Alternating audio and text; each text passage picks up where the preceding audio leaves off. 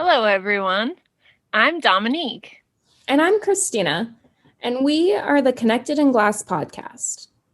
Every week, we will feature interviews with glass artists who speak to their creative processes and overcoming challenges. These conversations are real and raw. We hope that by sharing these stories, you're able to find some connection and know that you're not alone. We just wanted to take a moment to thank you for listening to our podcast. We're super passionate about this project and work for hours every week to bring you this content. So if you'd like to help support us, please consider becoming a patron at patreon.com/connectedinglass. Also, please consider joining our Facebook group, Connected in Glass Community, where we continue the conversations from these episodes. We'd love to hear from you. This episode of Connected in Glass is sponsored by Diddy Clips. Diddy Clips has changed the way we film our glassblowing videos, and we're proud to be working with them. Today, we're interviewing Sarah Vaughn. She's a glass artist currently based in North Carolina who's been working with glass since 2002. Hello. Hi. Hi. Thanks so much for joining us. Thank you guys for having me. All right, so we're so excited to get to know you. First, we want to know a little bit about yourself besides glass. So tell us about where you live, what you do for fun, and start working us into your story with glass. All right. So I actually just moved to Bakersville, North Carolina to start the Penland residency. So I'm going to be living up in the mountains for the next 3 years. And a pretty special place. If no one's been to Penland, I highly recommend putting it on your list of places to visit. When I'm not in my studio, I love to be in the garden. One of my things I really got into during the pandemic was growing vegetables in my backyard and flowers and herbs, and was very happy to learn that there's actually a resident garden that we all get to share here. And then one of the other nice things that is where I am now is that there's hiking trails literally in my backyard. So I've been practicing with my pup, getting him to not have to be tethered to me with a leash. And we've been exploring the woods just kind of right out back of my studio whenever we need a nice little break. And it's delightful. Sounds perfect. So can you tell us how you started working with glass? Yeah, so there's a kind of a couple weird roundabout ways that I got into working with glass as a medium. I joke that I went to college for it to make money, but that is 100% not actually true. What happened was I knew I wanted to pursue art in school, and my parents were very gracious in wanting to pay for college for my siblings and I, as long as it was in state. And my response was like, great, I'm going to go to art school. And they're like, we are not paying for you to go to art school. And I was like, well, then I'm not going to go to college because I want to be an artist. And they're like, you have to go to college. And so there's, this delightful, stubborn back and forth. And one of my old art teachers, who is also my neighbor, heard about this through the grapevine and did all this research about artists' salaries and sent it to me and was like, this will hopefully appeal to your dad's, conservative Republican side of his brain. And one of the top listed salaries for artists was a glass blower. And I was like, see, Dad, if I become a glass blower, I'll make tons of money. It'll be great. So I joke that, I got into it for the money. But the reality is I actually have always really been fascinated by it. When I was little, I grew up in a very small town, and it was definitely in the age of, go ride your bike around with your friends, come back before the sun sets, and then whatever you do in the meantime is fine. And one of the things I would do is ride over to my grandpa's house, and he would let me go into the attic or the basement and pick out one thing and take it home with me. And my grandmother, who I never met, collected all kinds of weird stuff. And one of the things she was really drawn to were these old bottles. And I found boxes of them, and I just thought they were the most beautiful things in the world, even though there wasn't anything special about them other than the fact that they were old, but they mesmerized me. And I just had them in my window in my bedroom and would stare at them for hours and just like marvel at how they possibly could have been made. And so whenever I went to look at schools with my mom, we stumbled into the glass department at Southern Illinois University in Carbondale, found the hot shop and just kind of got drawn in. And that's whenever I met Shay Rhodes and decided that that was the program that I wanted to go to. So can you tell us what happened after college, or tell us a little bit about the focus of your work while you were in school? Maybe to start with that. It's really funny because like talking about how I got into glass and what I was really excited about, it's all like most people, it's glass blowing. But shortly after I got to college, I discovered the kiln, and specifically like kiln formed glass, and had ordered all these bullseye powders because I wanted to try to create these like layered environments and landscapes with fusing, and then quickly got frustrated with that because it's really hard to make these beautiful layered landscapes with fused glass. But I had all of this powdered glass, and so I just started playing around directly on the kiln shelf, and then that led to what became my undergraduate thesis work, which is a piece called Moment of Choice. And it was this big installation of kind of these neuron looking things that were mounted directly onto the wall. And the installation spread about 23 feet, and it went up about 14 feet high and kind of spilled on the floor and wrapped around the wall. And it had this weird kind of sense of, it would like undulate and kind of vibrate and seem like it was taking over the whole gallery. And that was kind of this piece that leading up to that, school was very challenging for a few reasons, but one of the reasons being that I found out, or kind of was reintroduced to some trauma that had happened to me when I was younger, and wasn't really coping with it very well. Like I almost dropped out of school, like had to get incompletes in all my classes for a semester just to kind of like push pause and step back. And when I started going back to school again, I spent almost a whole semester just kind of like playing with this idea of like, where is this line of giving enough personal narrative to like what happened, that I'm not feeling vulnerable, but also that I'm not isolating any of the people looking at the work. And that piece is what kind of came out of it. So it was meant to be this sprawling growth that was consuming kind of the whole space and everything around it.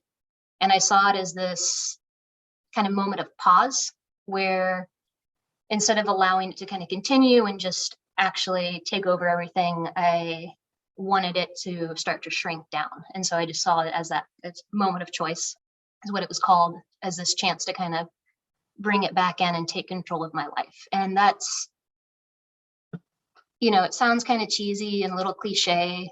And even though that was, pushing 20 years ago now, that's still like kind of the root of a lot of my work. So if you look at it, a lot of the work that I've been doing since then is just kind of, there's always this moment of pause, or it's like right before something happens or right after something happens. And it's almost like that chance to kind of take a breath. I'm just stuck at being like, I don't know, 20 years old and like having that depth and like being able to articulate that. And then that emotion will carry to where you are today. I'm like, whoa, it took me a long time to evolve to be that. Yeah, I could not articulate it that well then. If you ask me any questions about work that I just finished, it's like, I don't know, there's stuff happening. Give me a few years and it's like, oh, that's what was going on. Okay, yeah. Makes sense. But yeah, so after I finished school, I oddly enough, I kind of stopped making art for a while, and I talked to a lot of people that are just graduating now, like younger, like folks that are younger than me. And I feel like what I've realized is that everyone goes through this moment of like, I graduated, I'm not making art anymore, I don't understand what's happening. And I don't think that's a bad thing. But I started working at a glass studio at Third Degree Glass Factory in St. Louis. And while I was there, I like really learned how to actually blow glass. I got an appreciation for making things without having to have these really heavy and kind of emotionally draining concepts behind them.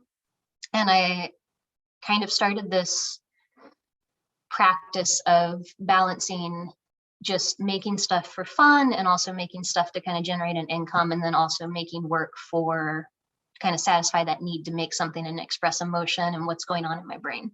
And it was there that I actually learned I started teaching too, which was something I thought I would hate doing and never really wanted to teach. And then I feel like it was just kind of this poetic moment of irony where it's like, oh, you love teaching. You're really good at it. You're going to spend the next 15 years doing almost nothing but teaching. But, that's how it goes sometimes.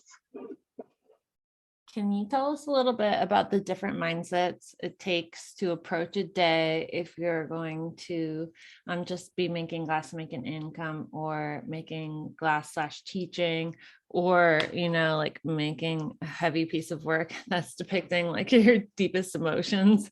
Oh, man. Yeah. So I tend to separate things out quite a bit in my mind. And what I have discovered over the years is that if I finish a big show or finish like kind of a series of work or a really in-depth piece, I kind of push pause on everything in that relationship to my practice for a while and just give that chunk of my brain a chance to recover. Likewise, if I'm teaching, it's really hard for me to get into my studio to work on my artwork. And I think that's because, especially when you're teaching, art classes for college or art classes for high school kids, like I taught for the Governor's School for the Arts, which is a wonderful program that are just kids that are passionate about making.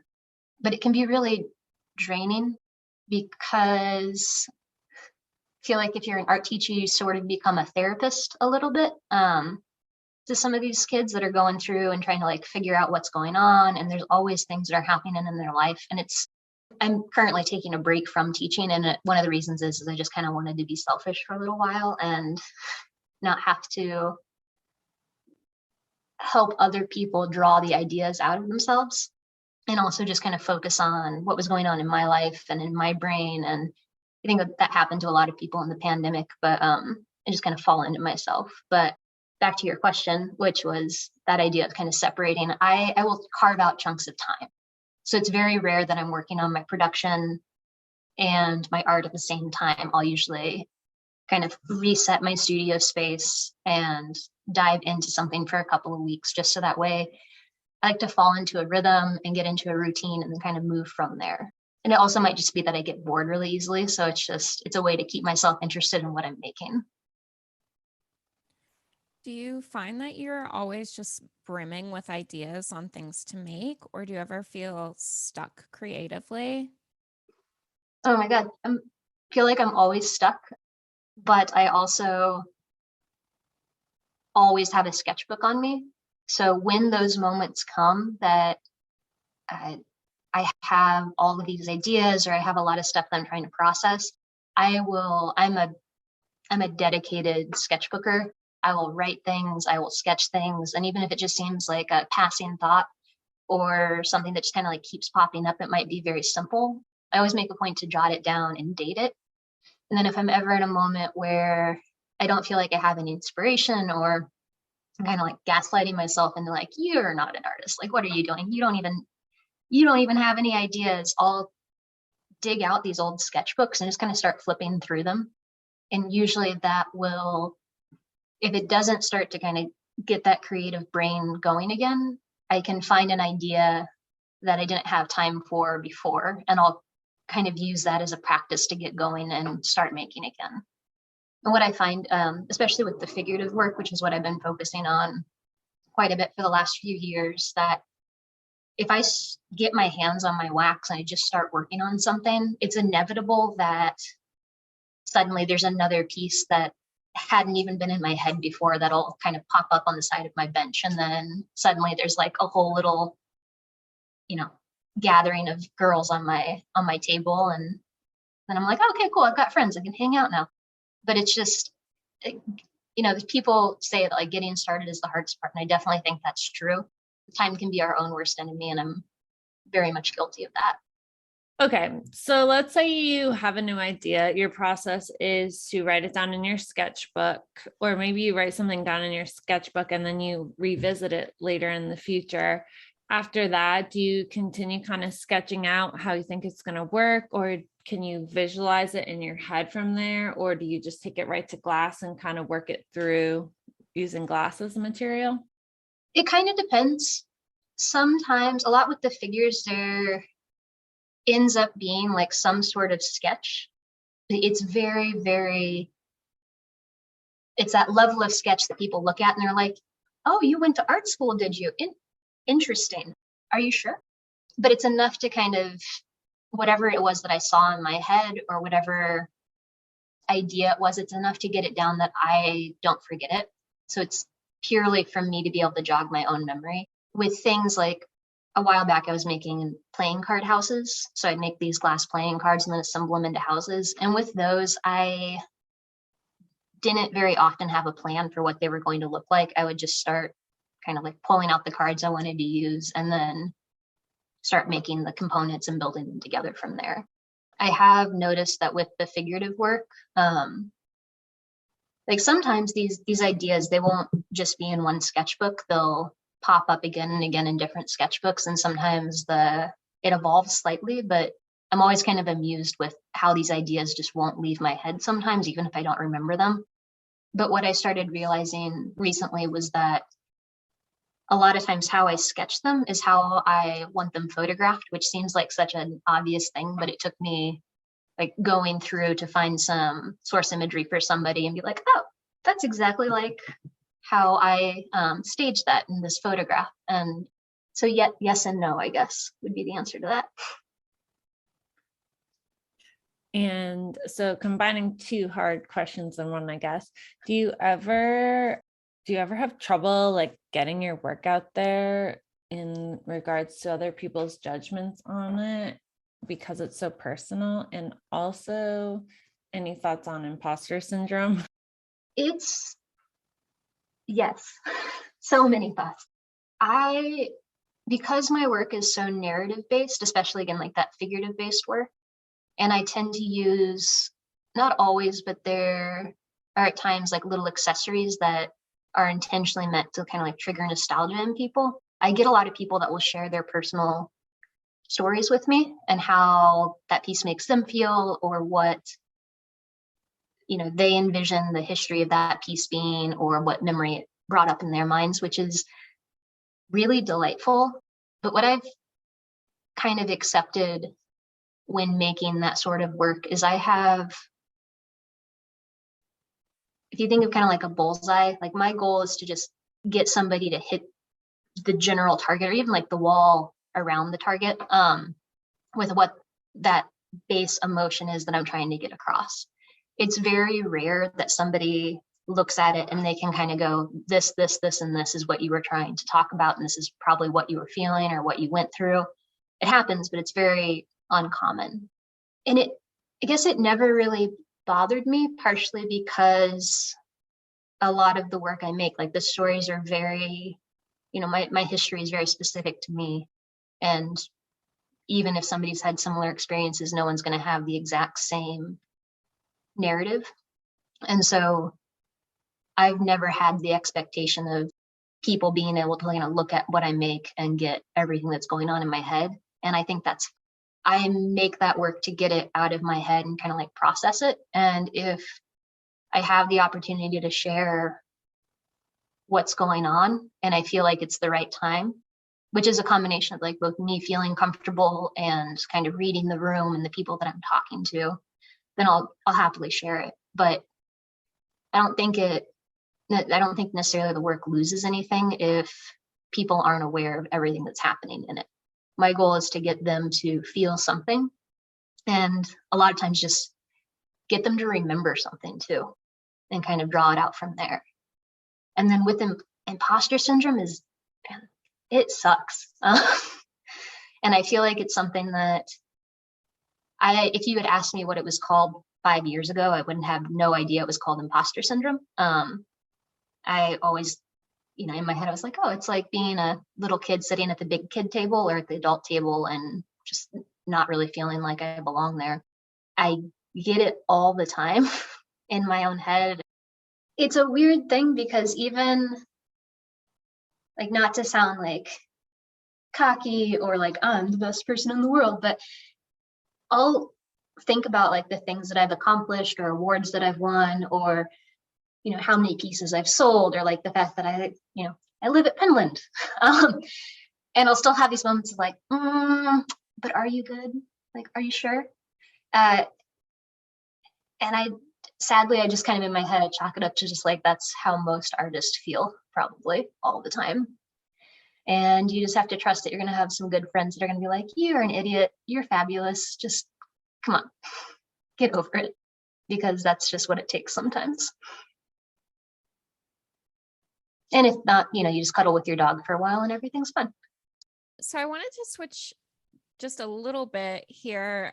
I was wondering how you go about pricing your work. I'm sure it's kind of different from pricing your production work versus like your large sculptural or installation type pieces. Can you go over that a little bit? Yeah, so for the art pieces, part of it is just what the market allowed. Early on, whenever I had my first show at kind of a nicer gallery at Ken Saunders Gallery in Chicago, I sent all of my tentative prices to a bunch of people I respected, and most of them were like, that's a little bit much.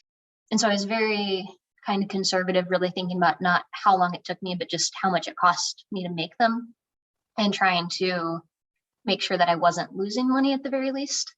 And then immediately whenever I sent them, the gallery from there, I trust my galleries to kind of lead me right. And he raised all my prices right off the bat. It was just like, this is where you've got to be. So I've kind of always just taken a cue from what's happening kind of in the world around me. Someone like me, I can't look at someone like Lucy Lyon, who is an amazing caster and also does figurative-based work. And I can't be like, oh, she charges that much for her work, I'm going to charge that much for my work, because, where she is at in her career is leaps and bounds from where I'm at in mine. So, it's kind of a weird, like, you throw a number out and you hope it sticks. But what I recommend to anyone is to talk to whatever gallery is going to be representing you, and to talk to like professors and people you view as your peers, or maybe somebody that's a few steps ahead of you, and just see what they would recommend and what would be comfortable for them. I'm just now starting to get to a point where I am trying to kind of keep track of how long pieces do take me to make, how long I spend working on them, to make sure that I am making a reasonable hourly wage. That being said, I also acknowledge that whenever I'm making those pieces, I spend a lot of time just staring at stuff. And I don't necessarily think that should be billed the same as whenever I'm actively like feverishly working on a piece. So I try to weigh that in. This year that we're in right now, last year at the end of the year, I had several people that were wanting private commissions, and I kind of did a lot of thinking about how much income I wanted to generate for the whole year, and looked at the pieces that were being proposed, and I just made sure that work was going to be enough to meet that goal. So at this point, I'm not really dealing with like by piece, but more of like looking at the whole year and like, what do I want to, as a person that is being a professional artist, and no one likes to talk about money or think about money, but it's a very important thing for, bills and food and clothes and all that kind of stuff. I really don't want to be that starving artist stereotype. I would like to, buy a house someday and own land and not have to worry about if I can cover the mortgage next month. So that's kind of where I'm at now. And if you were to pass a lesson down to your younger self, what would it be? So many. One would be to get in the habit of good record keeping.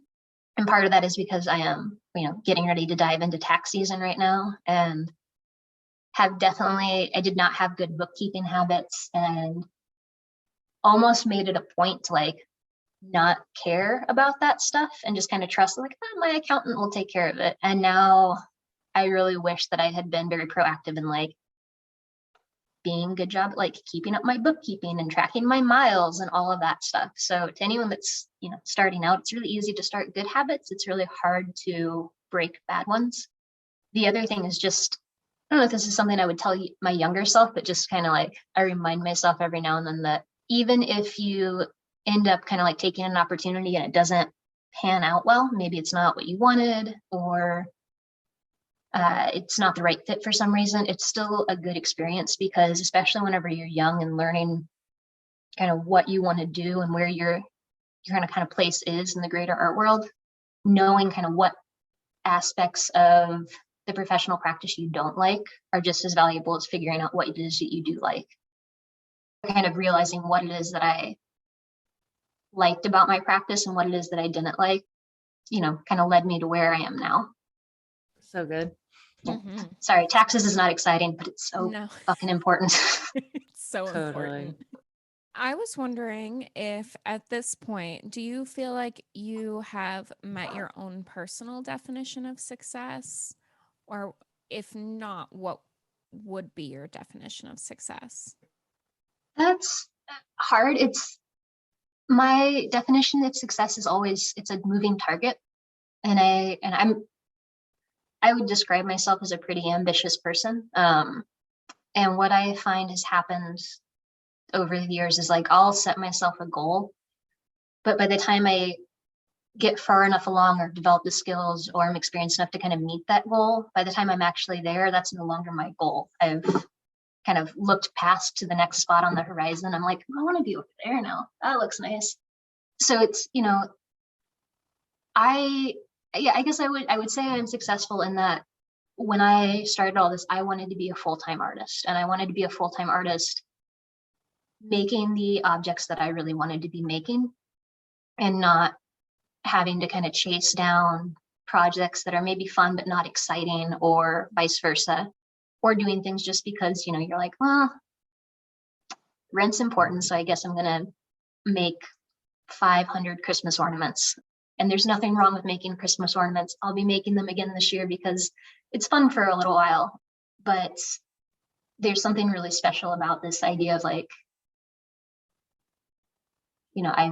I've got these projects that I'm going to be working on, and that's they're projects that I want to work on. I discuss some ideas, and then that's what I'm going to be making. It's not somebody else's idea that I'm adapting. It's like, these are the things that I'm excited about, which is very special. So yes, but no. And I don't know what my next goal is. Like, I want to buy a house. I never want to move again. And so that's kind of what my goal is now, is just to kind of get to that point. And if I get to that point where I can buy a house, then that would be my definition of success in this moment in time. But by the time I get there, hopefully I'll be like, but it'd be really cool to have a horse too, or whatever that next thing is that I see at the edge of the horizon that I want to get to. Thanks for sharing so much. Yeah. It's really good. Is there anything that you wanted to add, or anything you wanted to make sure that people who are listening heard? We've all been cooped up for a few years, and there are some really wonderful places that are offering classes this summer, and you should try to go to those places, because places like Haystack and Pinland and Pilchuck and Pittsburgh Glass Center and Corning Museum of Glass and Appalachian Center for the Craft and any place else that I'm not forgetting, please don't take it personally. Most of them offer scholarships, and I know that it can be daunting to apply for those kind of things, but they're wonderful places, and experiencing not only working in different studios, but working with different people is, I think, one of the treats of the medium that we all work in. And you might know a lot more than a lot of other people, but you can always learn something new. And these places are really great resources for that kind of thing. And, everyone's got a family, but your glass family is such a cool thing to have. So go check them out. And if you come to Pinland, stop by and say hi. I'm just down the hill. Well, thanks so much for all your time and for sharing so much. Yeah. I appreciate it. Thank you so you. much. Bye.